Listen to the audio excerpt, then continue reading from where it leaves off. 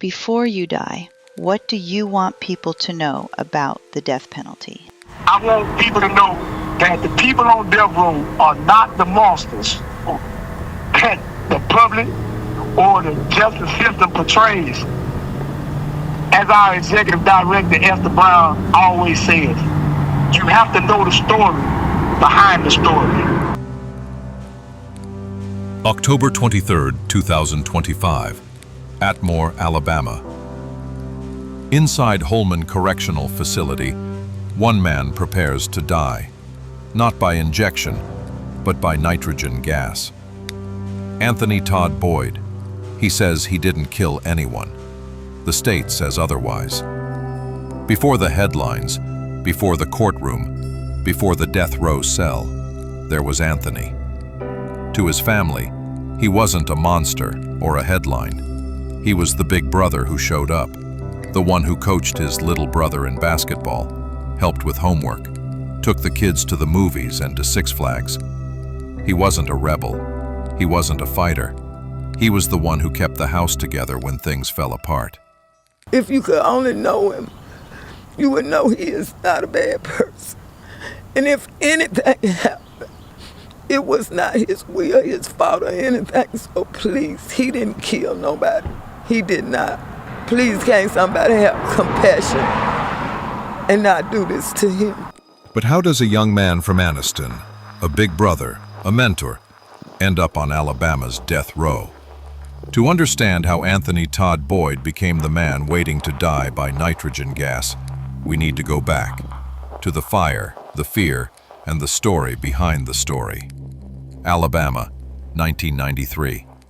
One night, Gregory Huguley was taken by a group of men, beaten, tied to a tree, and burned alive. One of the people who killed him is Anthony Todd Boyd. Prosecutors said he was part of the group that poured gasoline and struck the match.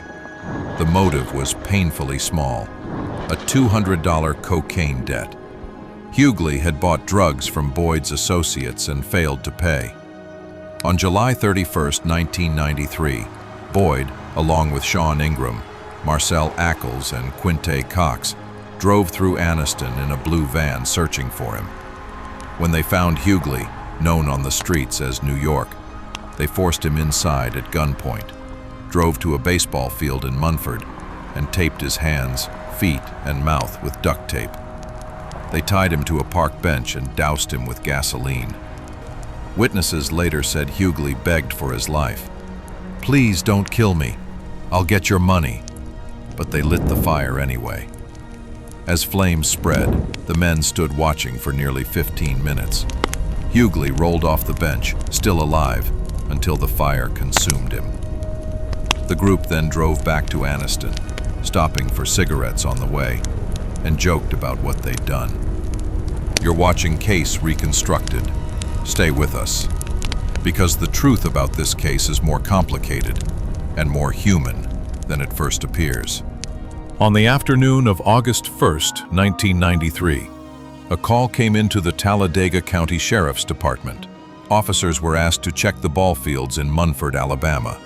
When they arrived, they found the charred body of a man lying beneath an oak tree, the same spot where families usually sat to watch weekend softball games. Beside him lay a pair of cinder blocks and a burned wooden plank. The remains were so badly damaged that identification on site was impossible.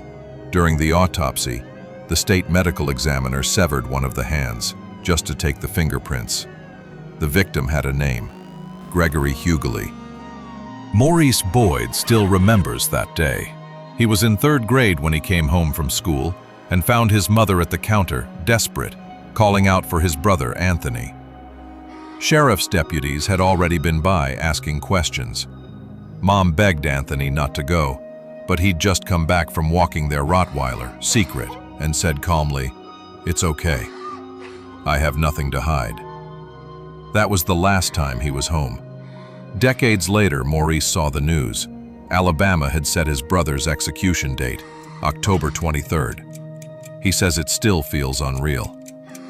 He's been caged most of his life, and now there's a clock, and it's ticking fast. 2 years later, in 1995, a jury sentenced Anthony Boyd to death. The charge? Capital murder. Intentional killing during a first-degree kidnapping. The recommendation? Death by electrocution. The evidence against Boyd included witness testimony from his co-defendant, Quinte Cox, who confirmed Boyd helped tie the victim's feet and watched as gasoline was poured and ignited. Forensic evidence matched the burned tape and gasoline residue to items recovered from Boyd's home. Boyd was convicted of capital murder, intentional murder during a first-degree kidnapping, and sentenced to death by electrocution after the jury's 10-2 recommendation. His conviction was later upheld on appeal by the Alabama Court of Criminal Appeals. For 30 years, Boyd has sat on death row, filing appeals, claiming he was framed, saying he never lit the fire. Boyd's family has held rallies and billboards reading, "Save Anthony Boyd," insisting he was not present when Huguley was killed. And he was supposed to be innocent and proven guilty. But they already had tried and convicted him before he even went to trial. And it's not fair.